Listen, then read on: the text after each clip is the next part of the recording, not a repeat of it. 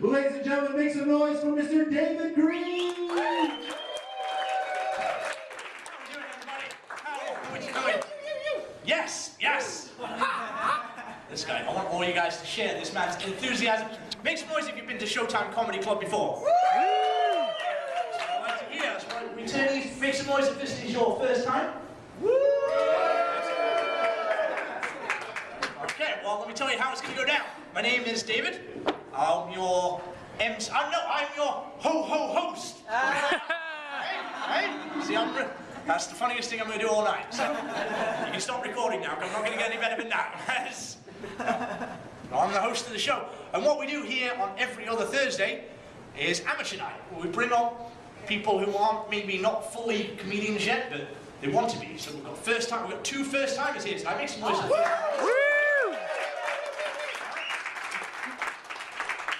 Established pros. We've got two of the Niagara Showcase Talent winners in the building. We've got Miss Mitch McBodry over here. Somewhere else. I can't see this. I need enough carrots. And then we always close out the show with an awesome headliner all the way down from Toronto. Mr. Thomas Cowlin's in the building. Show some love. So, I'm glad it's nice and warm in here as compared to outside. You've got a nice warm sweater there. You're looking. Yeah, that's good. Yeah, that's good. See, I don't like the cold weather, guys. I'll admit it right now. It makes me very irritable. I get very irritable. I get angry. I get violent. Like just last winter, I gave a man 2 black eyes. He was made of snow, but whatever. I also bit his nose off. Frosty bitch. No. I didn't know whether to say frosty bitch at the end. I just went for it. It's good. I try and stay warm. I had like a big woolly winter hat, but I don't know where it went. I lost it. I too keep for granted. Okay, there we go. I tell puns, guys. I'm sorry. That's my hat joke. I don't wear gloves very often. I just wear them intermittently every now and again. Winter.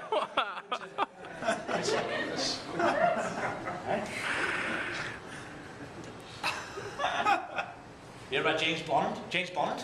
Because he didn't have any gloves. No, James Bond. No, he's got cold fingers, dude. He's the man who is minus gloves.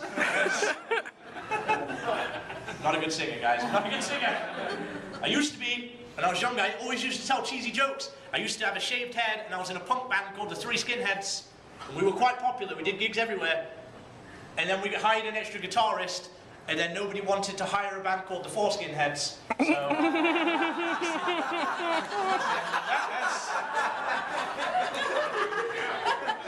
circumcision joke off the top there. This is cutting edge comedy here at Showtime. Okay, how you slice it? Yes. Well, I host the show, so there's a lot of regulars, so I don't want to do like the same jokes that I've heard before, but I might tell my Fountain of Youth joke, because that never gets old, you know?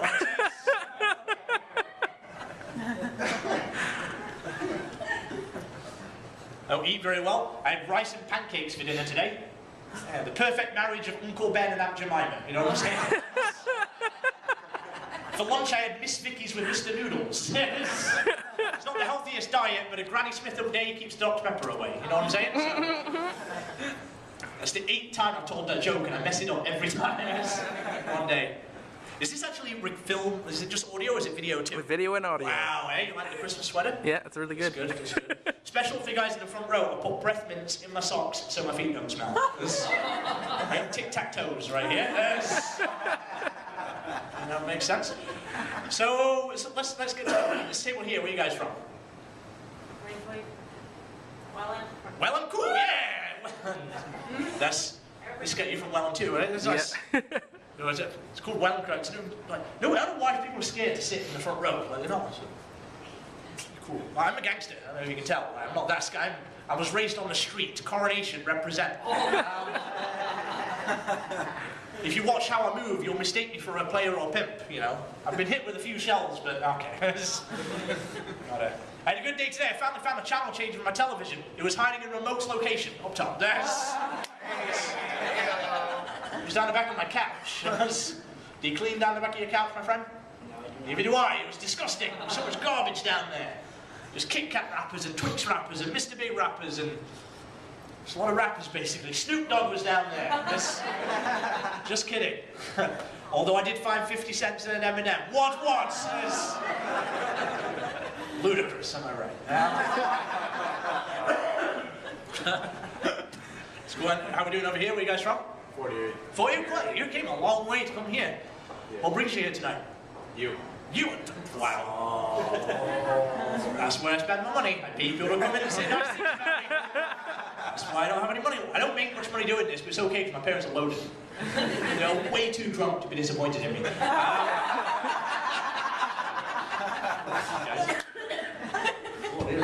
Have you been here before? I have, yes. Okay, first out, what's your name? Mr. Hat?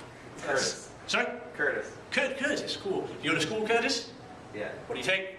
Broadcasting. Bro, that's cool. That's cool. What do you want to do? Be a radio DJ. Radio DJ. Should we put me on the radio?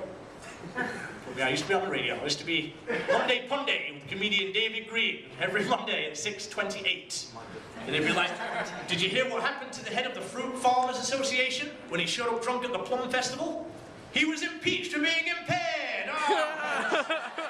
And then they edit in booze afterwards. Like usually when I tell my jokes, usually there's like a drummer sitting behind me when I tell them. He doesn't go like, he doesn't do a rim shot, he just leans forward and goes, you should quit comedy. That's what he does. Welcome, guys. Thanks for coming. How you doing, miss? I'm so good. So good. Wow. That's good. And your friend here? Not bad. Not bad. So good and not bad. Okay, what can we do to make you more good? So what's your name? Evan. Evan. Nice to meet you. Evan, where are you from? Here. Here. Cool. St. Catherine's. Did you go to school too? Yeah. What do you take, bud?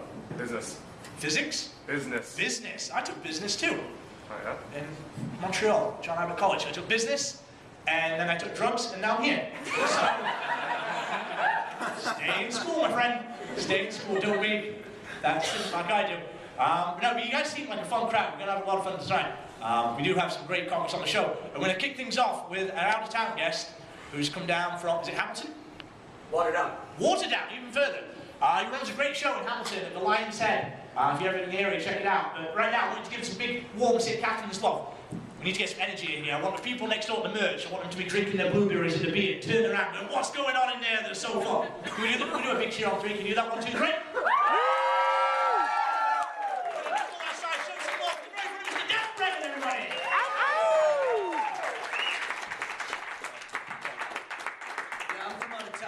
Make this quick. My babysitter fell through. And I know what you're thinking. Comedy comes first, and I agree. My daughter's 4, my son is 8, or as Michael Jackson would put it, fair game. And the thing is, I don't want you guys to worry about the kids, okay? Because I'm reliably informed that you cannot build up a tolerance to chloroform.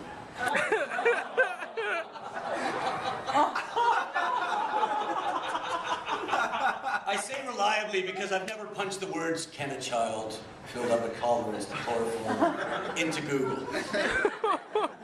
I mean, I'm a negligent father, not a stupid one. How's everyone doing? Everybody good? You're a great crowd. I'm really looking forward to coming down here. But I've got an extra spring in my step this week. Usually when I do comedy, I talk about this disease that I have, crippling loneliness. Woo! But I've got news. I've met a girl. Yeah, her name's Jessica, and you know how love always strikes when you're least expecting it? Am I right about that? I think I am. So there I was at home watching the last episode of Luke Cage, and I fell asleep. And when I woke up, it said, if you like Luke Cage, you will like Jessica Jones. And you know, she's absolutely gorgeous. She looks just like that girl from Breaking Bad, you know, the one that died on her own vomit? So like, I felt an instant connection, because making women vomit is kind of my thing. So I think it's going well. We went out on a date. It was only supposed to last 52 minutes. It lasted 3. Admittedly, the date ended because, well, once again I fell asleep. You know, she slept with Luke Cage on our first date, so I should be a bit worried about that, but, you know, what are you gonna do? What are you gonna do? That needs a better ending, but it was going well, wasn't it?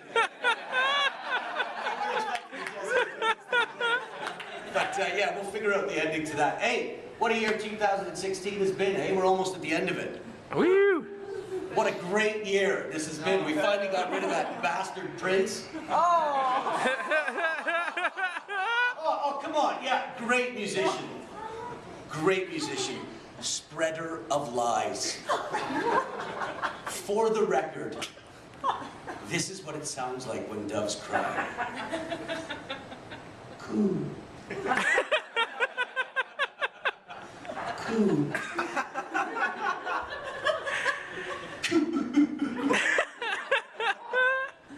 I think you got that one all wrong is all I'm saying. You know, what I'll admit, in 2016 was looking a bit shaky, wasn't it? Like, I mean, from June to November, it looked like my group, you know, billionaire white guys with trophy wives. It looks like we were going to have our first loss in over 500 years on this continent. But we pulled it out in the end, didn't we? But yeah, okay, so I'm not a billionaire white guy with a trophy wife, but that is definitely the group I identify with. Another good thing happened this year in 2016. You know, as I understand the issue, I'm not allowed to use whatever bathroom I want. Is that how that works? That's correct, right?